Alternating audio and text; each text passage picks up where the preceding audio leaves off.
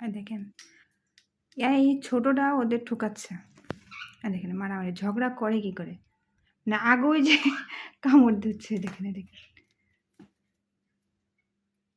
দেখছেন, ছোট হলে হবে কি, মানে মারতে চলে আসছে।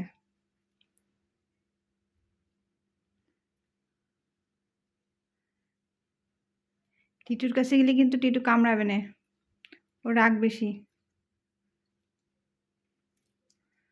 ওদের তোর ভয়তে দৌড়চ্ছে। উরি বাবা, ওদের তোর ভয়তে দৌড়চ্ছে। আল্লাহ,